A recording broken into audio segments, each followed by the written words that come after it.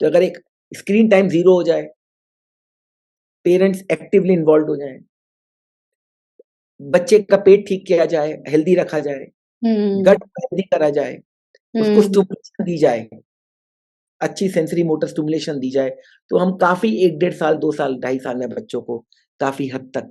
Improve कर पाते हैं, एग्ज़ैक्टली काफ़ी सारे बच्चे, वही, और वही। उसके बाद जब बाकी फिर तो यही है ना कि बाकी जो फिर उसके बाद जो बाकी 3 साढ़े 3 4 साल के बाद तो फिर जो न्यूरॉन्स हैं वो धीरे-धीरे अलग शेप लेते हैं।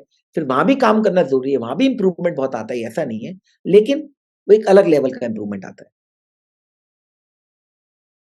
हेलो, नमस्ते। आज हम बात कर रहे हैं डॉक्टर दीपक गुप्ता के साथ। तो डॉक्टर दीपक गुप्ता एक चाइल्ड एंड एडोलेसेंट साइकियाट्रिस्ट हैं। उनका बहुत गहरा इंटरेस्ट है बच्चों के साथ काम करने में, उन बच्चों को जिनको डेवलपमेंटल डिसेबिलिटीज़ का डायग्नोसिस है, ऑटिज़्म के बच्चों के साथ भी वो काम करते हैं।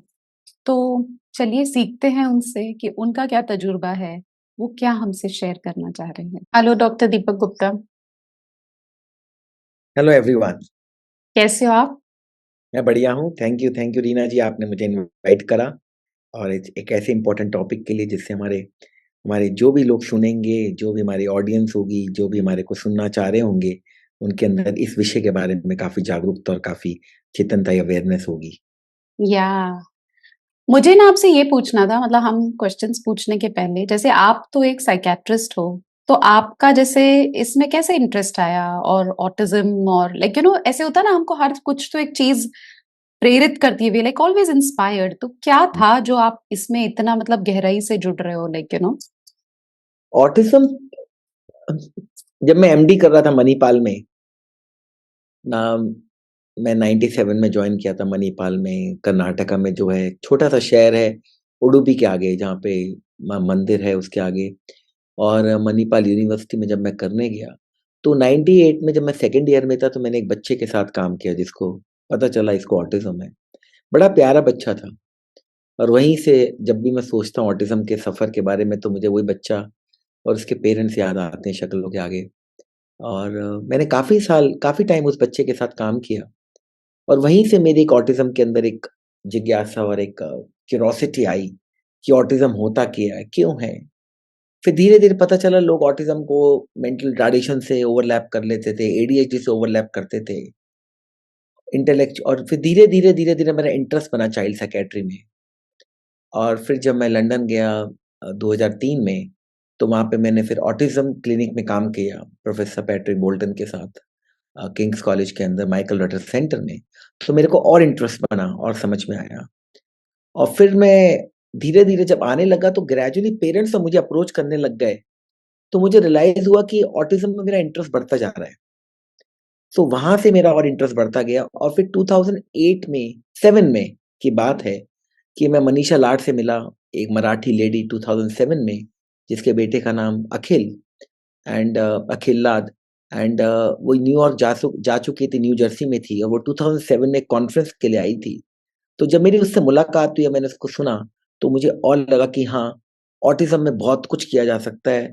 ऑटिज़्म में बहुत कुछ को समझा जा सकता है, उसकी डेप्थ में समझ सकते हैं कि क्यों एक ऑटिज़्म बच्चे को और दिक्कतें होती हैं।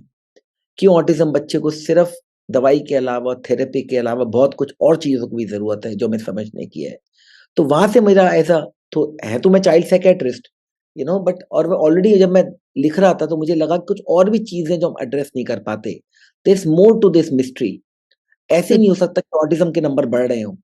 ऐसे नहीं हो सकता कि ऑटिज़्म की मतलब ऑटिज़्म ट्रीट नहीं हो पाता। ऑटिज़्म में प्रॉब्लम्स आती-जाती रहती है। कुछ तो वजह होगी, जो एक डेढ़ 2 साल का बच्चा है जो ठीक था एकदम से ऑटिज़्म में चला जाता है। क्या वजह है? तो वहाँ से मेरी एक एक सफ़र शुरू हुआ, एक अलग-अलग पॉइंट्स के ऊपर और जहाँ से मैं और उसमें डेप्थ में जानने लग गया। फिर मेरे आगे था कि मैं तो चाइल्ड साइकियाट्रिस्ट हूँ, तो मुझे करना चाहिए, नहीं करना चाहिए, मैं इसी दुविधा में चलता रहा। लेकिन मैं अपने आप को ये कन्विंस करता था चाइल्ड साइकियाट्री तो बहुत लोग कर लेंगे, शायद ऑटिज़्म के साथ हर कोई नहीं कर पाएगा। तो उस तरह मेरा ऑटिज़्म कम्युनिटी के साथ कनेक्शन बढ़ता गया, पेरेंट्स के साथ कनेक्शन बढ़ता रहा और धीरे-धीरे मेरा और भी और इंटरेस्ट बढ़ता रहा। और फिर मैं 2009 में पहली बार यूएस से गया डैन ट्रेनिंग लेने, तब डैन होता था डिफीट ऑटिज़्म नाउ।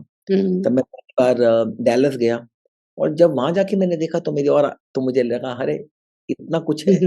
इतना कुछ हुँ, किया जा सकता है मेन स्ट्रीम के अलावा, क्योंकि जो हम कर रहे हैं वो तो एक मेन स्ट्रीम चाइल्ड साइकियाट्री है। उसके अलावा इतना कुछ किया जा सकता है, इतना कुछ समझा जा सकता है। तो मैंने कहा क्यों ना एक इंटीग्रेटेड अप्रोच करी जाए, एक इंटीग्रेटेड चाइल्ड साइकियाट्री प्रैक्टिस करी जाए, जहाँ पे जिसको जो ज़रूरत है और जिसके साथ जितना काम किया जा सकता है, करा जाए। और वहाँ से मेरी अप्रोच और प्रैक्टिस डिफरेंट हो गई और मैंने आने आने के बाद ही फटाफट मैंने एम्स में पेपर प्रेज़ेंट किया, नवंबर 2009 की बात है। मैंने कहा मैं let me start with a bang and tell the world that I am ready to work into it. क्योंकि मेरे साथ डिग्रीज़ थी, क्वालिफ़िकेशन बहुत सारी थी, डिग्रीज़ बहुत सारी थी, बट एक of main out of main stream वाला काम था ये थोड़ा करना। पता था लोग चैलेंज करेंगे, लोग क्रिटिसाइज़ करेंगे, बट मैं उसके लिए ओपन था। मेरी फैमिली ने सपोर्ट करा और मैं धीरे-धीरे उसमें काम करता गया and then it's a matter of time. Hmm, hmm. That's so nice, that's really nice क्योंकि एक्चुअली वही होता है कि पता है कहीं न कहीं मुझे लगता है हम सबको अंदर से पता होता है कि हमको क्या करना है, बट उसको ही ओन अप करने में जैसे आप हुँ। कह रहे हो कि शायद चैलेंजेस आएँगे एंड ऑल दैट सो मस्त है, बहुत अच्छा है। पता है वो है एक होता है ना कि हम काम कर रहे हैं और एक होता है कि ओह आई लव दिस तो ये ना ऐसे कि मेरे को ये पसंद है, ये नहीं कि मेरे को करना पड़ रहा है, वंडरफुल। फिर मैंने आपको जो पूछना है वो ये है कि सब लोग कहते हैं सब लोग हुँ, कहते हैं कि डाइट और गट बोलते हैं गट हेल्थ जो होता है वही ब्रेन का हेल्थ होता है तो हुँ। ये जो कोरिलेशन है हम बहुत डिटेल में तो बात नहीं कर पाएंगे आई एम श्योर इस पे तो आप पूरा जैसे 2-3 दिन का कॉन्फ्रेंस दे दोगे लेकिन जो सुन रहे हैं उनको लेके क्या है डाइट में जैसे अभी मैं एक किसी पेरेंट से जब मैं गई थी एक वर्कशॉप करने तो वो तो दिन भर सुबह दोपहर शाम स्वीट ही स्वीट और बोल रहे बच्चा इंप्रूव ही नहीं हो रहा है मतलब हुँ। 24 7 डेज अ वीक बच्चा सिर्फ मिठाई खा रहा है, खाना नहीं खा रहा है। तो आपका क्या इस पे आपका क्या व्यू पॉइंट है?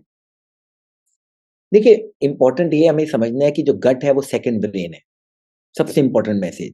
हुँ, हमारा ब्रेन और गट इंटरलिंक्ड है कुछ नर्व्स के थ्रू। ऊपर से नर्व नीचे आती हैं, नीचे से नर्व ऊपर जाती हैं। ऊपर से सिग्नल लेके नीचे आती हैं, नीचे से सिग्नल लेके ऊपर जाती हैं।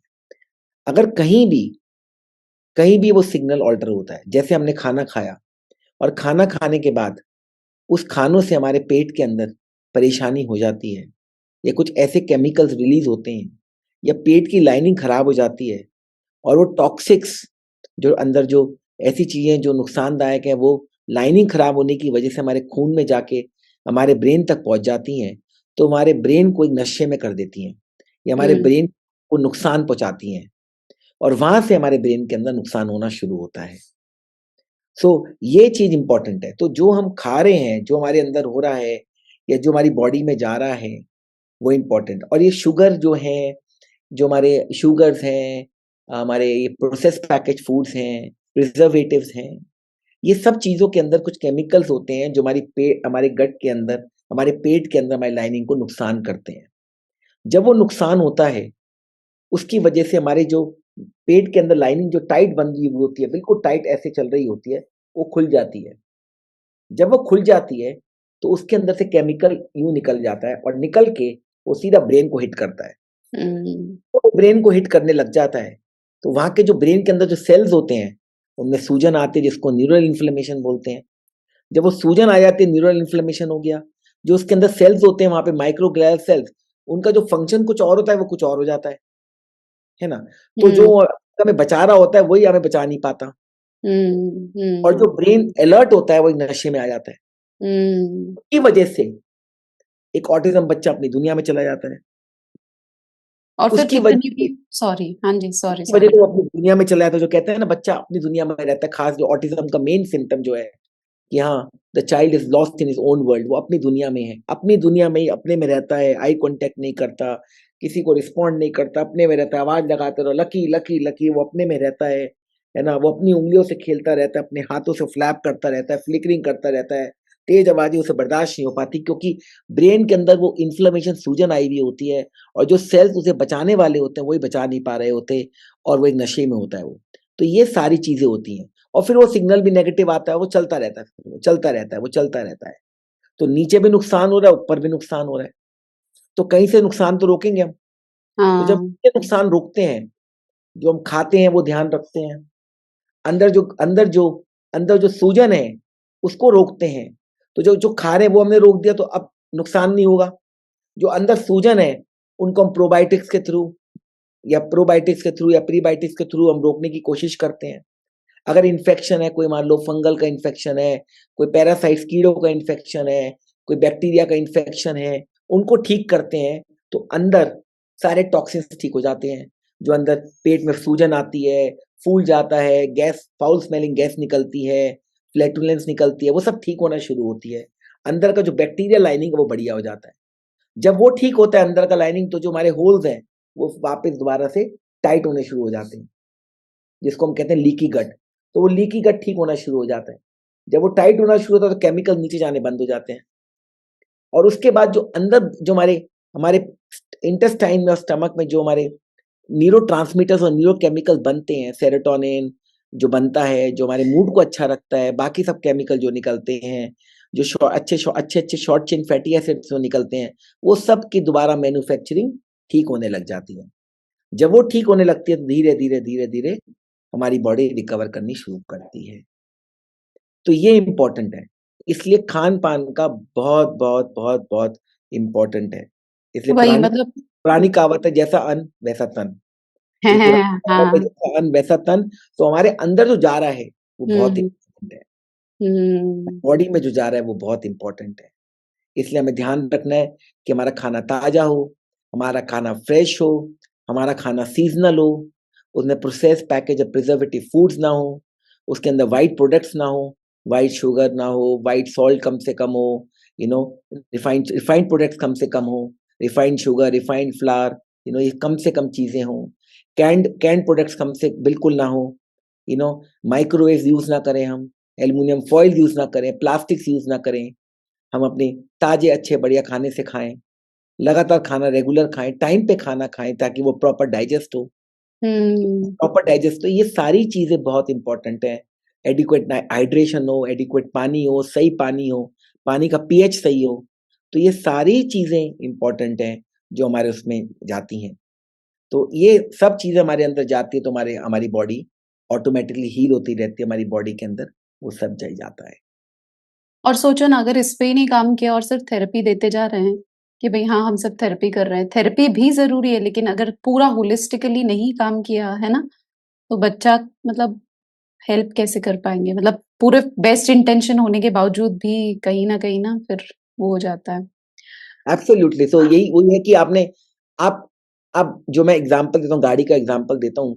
आपने गाड़ी, आपके मर्सिडीज़ एस क्लास है, आपने बहुत प्यार से उसको पाला, ध्यान से उसको सफाई करी, अच्छी तरह उसको रख के रखा, सब कुछ आपने करा उसके लिए और आपने उसको रोज़ करा, रोज़ क्लीन करते हैं, बढ़िया वो भी है, ड्राइवर आपके पास है, बढ़िया सब कुछ है। लेकिन अगर उसी मर्सिडीज़ के अंदर उसका स्पार्क प्लग खराब है, उसके अंदर ब्रेक ब्रेक ऑयल नहीं है, गियर ऑयल नहीं है, इंजन ऑयल नहीं है उसके अंदर और जो सही तरीके से काम नहीं करेगा, तो फिर आपकी एस क्लास मर्सिडीज़ जो 1 करोड़ की है वो भी वेस्ट है। आप हुँ, कितना बढ़िया से बढ़िया मैकेनिक हो या कितना बढ़िया, तो इसीलिए हमारे को उस सिस्टम को भी ठीक रखना ज़रूरी है और साथ में थेरेपी। तो इट शुड हुँ, बी एक कंबाइंड अप्रोच होनी चाहिए, जहाँ पे डाइट भी हो, जहाँ पे हम जो चीज़ नुकसान कर रही है उनको भी हटाएँ, टॉक्सिन्स को भी हटाएँ, जो चीज़ हमारी हुँ, कमी है बॉडी में उसको भी ठीक करें और उसके साथ-साथ थेरेपीज़ भी करें। राइट। जो आपने मुझे अभी एक्सप्लेन किया ये जो गट और ब्रेन का, क्या इसी को बायोमेडिकल अप्रोच कहते हैं? क्योंकि मैं तो कितने पेरेंट्स को जानती हूँ जो बोलते हैं हमने 2 महीना ट्राई किया, 6 महीना ट्राई किया। ऐसे मुट्ठी भर-भर के सप्लीमेंट्स खा रहे हैं बच्चे। हुँ। मतलब मतलब जो आप मुझे कह रहे हो ना मतलब ये बहुत मतलब पता है मैं क्या बोलना चाह रही हूँ कि ये सब अपने को पता था ना बचपन में तो हम सब कुछ एज़ इन एटलीस्ट मैं पहले जाऊँ मेरे बचपन में हम तो ना बाहर से खाते थे, ना पैकेट फूड होता था। तो तभी ये ऑटिज़्म की शिफ्ट फ़िगर तभी ऑटिज़्म की फ़िगर बहुत कम थी। एग्ज़ैक्टली तो ये ऐसे कॉमन सेंस नॉलेज है जो हम अभी शायद प्रैक्टिस ही नहीं कर रहे नहीं मतलब जो एब्सोल्युटली, देखिए इसलिए बहुत ज़्यादा लाइफ़स्टाइल चेंजेज़ हो गए हैं, बहुत यू नो बहुत ज़्यादा रेडिएशंस आ गई हैं, इलेक्ट्रोमैग्नेटिक रेडिएशंस आ गई हैं, एक्सेसिव मोबाइल यूज़ हो गए हैं, टॉक्सिक वर्ल्ड हो गया है, पॉल्यूशन हाई हो गई है, हुँ, फ्रूट्स वेजिटेबल्स खाते हैं उसकी क्वालिटी कम हो गई है, हाई पेस्टिसाइड्स यूज़ हो गए हैं, करेक्ट है, स्ट्रेस लेवल बहुत बढ़ गया है, स्लीप डिप्राइव्ड सोसाइटी हो गई है। हाँ, स्ट्रेस लेवल काफ़ी बढ़ गया है, कनेक्शंस लोगों के कम हो गए हैं, जो लोगों के कनेक्शंस होते थे, हाँ, हाँ, खेल-खेल के कनेक्शन बनाते थे, बिल्ड करते थे। तो हाँ, ये सारे फैक्टर्स पहले पहले पहले थे, नेचुरली थे। एग्ज़ैक्टली। हवा भी ताज़ी थी, पानी भी बढ़िया था, खाना भी अच्छा था, लोग भी अच्छे थे, लोगों में मिठास भी था, लोगों में जोड़ भी था, प्यार भी था, कनेक्शन भी था, हाँ, अपनापन भी था, ये सब होता था। फेविकॉल जैसे जोड़ थे पहले तो। एब्सोल्युटली, तो ये अभी सारी तो चीज़ें नेचुरली आ रही हैं। हाँ, अब क्या हाँ। हो गया, ये सब चीज़ें धीमे-धीमे कम हो गई और चीज़ें ऐड हो गई। हुँ, तो चीज़ें बढ़नी थी। तो इसीलिए ऑटिज़्म की एक वन ऑफ द एक और थी थ्योरी यही है। लोग पहले मिट्टी में खेलते थे, भागते दौड़ते थे, नेचुरल इम्यूनिटी डेवलप होती थी। एग्ज़ैक्टली हाँ। अब इम्यूनिटी भी फ्रेजाइल, बहुत अब बच्चे फ्रेजाइल हो गए हैं, एलर्जीज़ बढ़ गई हैं, इतनी एलर्जीज़ बढ़ गई हैं। तो ये नेचुरल इम्यूनिटी जो डेवलप हो रही थी, मदर्स भी खूब पहले ब्रेस्ट फीड काफ़ी करती थी। ऑपरेशंस भी नेचुरल, बच्चे भी नेचुरल डिलीवरी से बॉर्न होते थे। तो जब बच्चे भी नेचुरल वेजाइनल डिलीवरी से बॉर्न होते थे, है ना? तो तो उनको हाँ, माइक्रोबायोम मदर से माइक्रोबायोटा मिलता था, एग्ज़ैक्टली। नेचुरल लैक्टोबैसिलस मिलता था, हाँ, नेचुरल बाइफिडोबैक्टीरियम मिलता था। फीड हाँ, 1 2 साल तक, तो वो भी हमारे बाकी जो बॉडी में जो फीड है, जो ब्रेस्ट फीड है, वो भी इन्फेक्शंस को रोकता था, क्लॉस्ट्रिडियम, विलोस्ट्रिडियम उनको सबको खत्म करता था। हाँ। बच्चे भी हेल्दी होते थे, तो ये बच्चे भागते दौड़ते थे, तो ये सारी चीज़ें नेचुरली हो रही थी। माँ भी खुश थी प्रेगनेंसी में, स्ट्रेस लेवल भी कम था, कॉर्टिसोल भी नहीं बढ़ता था इतना। तो हुँ, जो हैप्पी प्रेगनेंसी थी, फीडिंग अच्छी अच्छी नॉर्मल डिलीवरीज़ थी, एक्सक्लूसिव फीडिंग्स हो रही थी 1-1 2-2 साल तक। फिर अपनापन था, मदर पे स्ट्रेस कम था, खेलना था। ये मोबाइल्स नहीं थे, टेक्नोलॉजीज़ नहीं थी इतनी, है ना? तो उसकी वजह से क्या था, जो पहला 3 साल है, जो फर्स्ट 1000 डेज़ होते हैं, उसमें एक नेचुरल प्रोटेक्शन मिल रही थी बच्चे को। हुँ, वो मिलना बंद हुई, तो डेढ़ 2 ढाई 3 साल में बच्चों में रिग्रेशन शुरू हो गया, हुँ, रूप लेने लग गया। जब तक वो पहचानते हैं, तब तक ऑटिज़्म बढ़ जाता है। फिर लोग कहते हैं सिर्फ थेरेपीज़ करो। येस, थेरेपी बहुत इम्पोर्टेंट है, लेकिन जो बाकी चीज़ें जो ब्रेन को डैमेज कर रही हैं, बॉडी को डैमेज कर रही हैं, एग्ज़ैक्टली। हुँ, वो उसको उसको क्या होगा? वही उसको भी पूरा करना ज़रूरी है। तभी तो इसको न्यूरो डेवलपमेंटल डिसऑर्डर बोलते हैं। न्यूरो हुँ, डेवलपमेंट का मतलब कहीं न कहीं डेवलपमेंट इम्पैक्ट है बिकॉज़ ऑफ न्यूरल पाथवे जो अल्टर हो जाते हैं। तो हाँ, पाथवे अल्टर हो जाते हैं आपके, वो न्यूरल पाथवे जो अल्टर हो जाते हैं और उससे डेवलपमेंट जो इम्पैक्ट होती है, तो न्यूरो डेवलपमेंट डिसऑर्डर्स हो गई। अब राइट। वो जब पे इम्पैक्ट हो जाती है, तो सिम्पटम्स निकल कर आते हैं। हुँ, सिम्पटम्स को लोग ऑटिज़्म बोल देते एग्ज़ैक्टली। हैं। दैट्स वही इट। तो ये जो ओवरऑल अगर होलिस्टिकली किया जाए क्योंकि थेरेपी भी जब करते हैं तो ऐसा होता है अरे ये भी करना है टिक कर दो अच्छा वो भी करना है टिक कर दो वो स्ट्रेस में भी जो हो रहा है उसका भी कोई इतना फायदा भी नहीं होता है तो वही सब तो कुछ काफ़ी मिला अगर जुला के सिस्टमैटिक अप्रोच करी जाए रीना जी, हाँ हाँ सिस्टमैटिक अप्रोच हो, जिसमें हम हाँ जी सिस्टमैटिक अप्रोच करें और हाँ साइमल्टेनियसली करें, करेक्ट? पॉइंट ये होता है कि उस सिस्टमैटिक अप्रोच के लिए 10 मुँह 10 बातें हैं। तो हर हर कोई अपने हिसाब से अपनी बीन बजाता है। तो उस केस में क्या होता है कि बहुत सारी चीज़ें लॉस्ट हो जाती हैं। तो अगर एक स्क्रीन टाइम 0 हो जाए, पेरेंट्स एक्टिवली इन्वॉल्वड हो जाएँ, बच्चे का पेट ठीक किया जाए, हेल्दी रखा जाए, हम्म गट हेल्दी करा जाए, उसको हम्म स्टिमुलेशन दी जाए, अच्छी सेंसरी मोटर स्टिमुलेशन दी जाए, तो हम काफ़ी 1 डेढ़ साल, 2 साल, ढाई साल में बच्चों को काफ़ी हद तक। इम्प्रूव कर पाते हैं एग्जैक्टली काफी सारे बच्चे वही और वही उसके बाद जब बाकी फिर तो यही है ना कि बाकी जो फिर उसके बाद जो बाकी 3 साढ़े 3 4 साल के बाद तो फिर जो न्यूरॉन्स हैं वो धीरे-धीरे अलग शेप लेते हैं। फिर वहाँ भी काम करना ज़रूरी है, वहाँ भी इम्प्रूवमेंट बहुत आता है, ऐसा नहीं है। लेकिन वो एक अलग लेवल का इम्प्रूवमेंट आता है। हम्म वो कहते हैं ना we are wired for connection वो जो कहीं ना कहीं जो कनेक्शन है वो ही मेन पेरेंट्स के साथ भी बच्चों का कहीं ना कहीं अटक रहा है या एक तो वो सेकेंड हमें ध्यान रखना है कि वो चीज़ रहे। दैट राइट दैट राइट तो अभी आपने मेरे को कहा प्रोबायोटिक्स तो हमारे जो डाइट में हम जो इडली खाते हैं या हम दही खाते हैं यानी कि कोई भी फर्मेंटेड फूड जो अपने नॉर्मली डाइट में था हुँ, वो ही प्रो और प्रीबायोटिक्स टाइप की चीज है ना मतलब जो याकुल्ट वगैरह आजकल लोग हुँ। मिलते हैं बट लेकिन उनमें क्या होता है शुगर इनटेक नहीं होना चाहिए। जो शुगर हम्म इनटेक आ जाता है, तो हम्म वो एक बहुत ज़्यादा एक्सेसिव शुगर इनटेक है। इसलिए उस कंपनी ने भी उन्होंने भी देखो एक विदाउट शुगर वाला निकाला है। फिर हम्म पॉइंट ये है कि हमें ये ध्यान रखना है कि घर का दही सबसे बढ़िया दही है। हम्म घर में दही दही जमाओ सबसे बेस्ट है ना? सबसे बेस्ट चीज़ है या दही वैसे दही है जो भी है ना? क्यों हमें फ्लेवर्ड दही और क्यों हमें शुगर दही, क्यों शुगरी दही करनी है हमारे को, है ना? हाँ तो हाँ इम्पोर्टेंट चीज़ है। अगर आपको तो मेरा पॉइंट ये है कि मैं किसी प्रोडक्ट के खिलाफ नहीं हूँ, बट नहीं मेरा पॉइंट ये है कि हमें ये इम्पोर्टेंट चीज़ है कि हमारे यहाँ फर्मेंटेड फूड्स खूब है हमारे पास। हमारे पास तो इतने, हम तो एक इंडियन कल्चर, रिच कल्चर में रहते हैं, जहाँ पे इतना इंडियन फूड है, जो फर्मेंटेड फूड है हमारे पास, जिसको हम यूज हाँ, करते हैं। हम हमारे हाँ, पास दालें हैं हमारे पास, जिनको भिगो को सोक कर सकते हैं, रात को हम यूज कर सकते हैं। स्प्राउट्स है हमारे पास, इतने सारे हमारे सामान हमारे पास है, दही है हमारे पास। तो इन सब चीजों को हम यूज करके एक हेल्दी डाइट बना सकते हैं। हम्म, हेल्दी डाइट हमारे को हेल्प कर सकती है। दही हम्म, ये चीज है। तो हमें ये ध्यान रखना है कि हम बच्चे को हेल्दी खाना दें, उसकी राइट, डाइट में हेल्दी खाना हो। एज अ पेरेंट हमें ध्यान रखना है, उसका गट हेल्दी रहे। और ये हम्म, प्रोबायोटिक्स है, ठीक है, उसके बाद देन अगर डेफिनेटली अगर हमें लगता है कि उसका गट ठीक नहीं हो रहा, तो फिर प्रोबायोटिक्स होते हैं, प्रोबायोटिक स्ट्रेन्स होते हम्म, हैं, जो हम्म, जो जो अलग-अलग प्रोडक्ट्स होते हैं, जिनके अंदर लैक्टोबैसिलस है, बिफिडोबैक्टीरियम है, सैक्रोमाइसिस है, और वो फिर हमारे गट की लाइनिंग को भी स्ट्रॉन्ग करता है, हमारे अंदर हेल्दी बैक्टीरिया भी लेके जाता है, और साथ में वो हमारे अंदर जो नेगे जो जो जो बैड बैक्टीरिया है उनको भी मारता है, और जो अच्छे वाले शॉर्ट चेन फैटी एसिड्स होते हैं उनको भी बढ़ाता है। हम्म, फिर वो प्रोबायोटिक्स हैं, जो थोड़े प्रोबायोटिक्स होते हैं वो अंदर इम्यून मॉड्यूलेशन भी करते हैं, जिसके अंदर कहते हैं कि थोड़े एंटी इन्फ्लेमेटरी, जो जो सूजन होनी होती है उसको भी रोकते हैं। हम्म, अलग-अलग साइटोकाइन्स हैं उनको भी रिलीज़ करते हैं। हम्म, वाले साइटोकाइन्स कुछ नॉन हेल्दी वाले साइटोकाइन्स को कम करते हैं। तो जो नॉन हेल्दी वाले होते हैं, जिनसे सूजन आती है, उन्हें कम करते हैं, जो हेल्दी वाले होते हैं उनको बढ़ाते हैं। तो इस तरह प्रोबायोटिक्स का काफ़ी ज़्यादा एडवांटेज है, जो हेल्प करता है। और प्रोबायोटिक्स में अलग-अलग स्ट्रेन्स होती हैं। हमें देखना होता है, अलग-अलग स्ट्रेन्स होती हैं, और कुछ हम्म, ऐसे प्रोबायोटिक्स होते हैं जिनके कॉम्बिनेशंस होते हैं, जिनमें मल्टीपल प्रोबायोटिक्स होते हैं ताकि ज़्यादा इम्पैक्ट दिया जाए। तो कुछ सिंगल वाले होते हैं, कुछ मल्टीपल वाले होते हैं जो हेल्प करते हैं। तो इन हम्म, सब से भी काफ़ी स्टडीज़ आ रही हैं जो कहती हैं प्रोबायोटिक्स से काफ़ी बच्चों में हेल्प होती है, जो काफ़ी बच्चों को हेल्प करती है, और जब आप उन्हें देते हो ते तो ये तो उन बच्चों में फ़ायदा आता है। तो पहला स्टेप है heal the gut, you heal the brain. Hmm, hmm, heal the gut, heal the brain, along with that continue your therapies.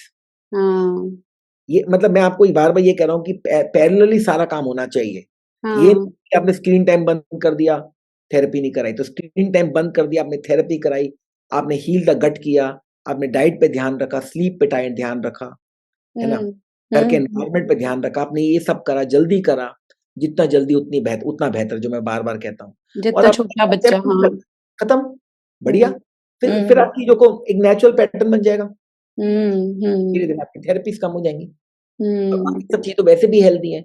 वो बच्चे के लिए क्या, आपके लिए भी हेल्दी है। आप राइट, ज़िंदगी में उसे अमल करिए।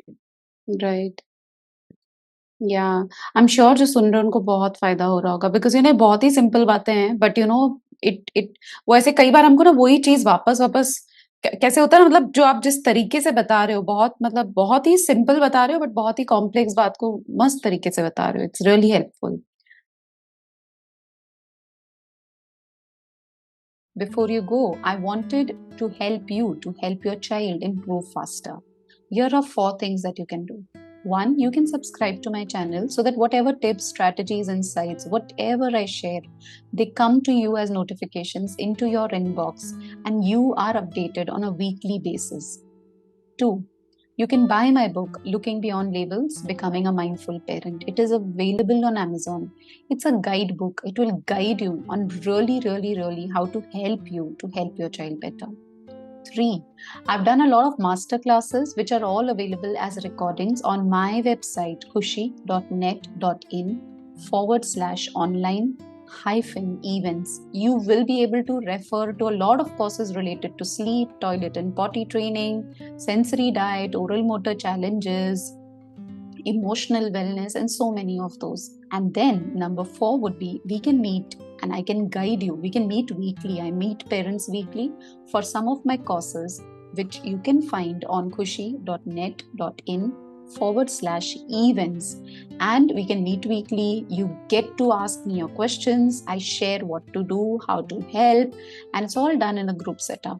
It's an amazing deep dive trying to understand your child, and I'm sure it transforms your perspective, it transforms the way you work with your child. And these are the 4 things that I feel would really help you. Thank you.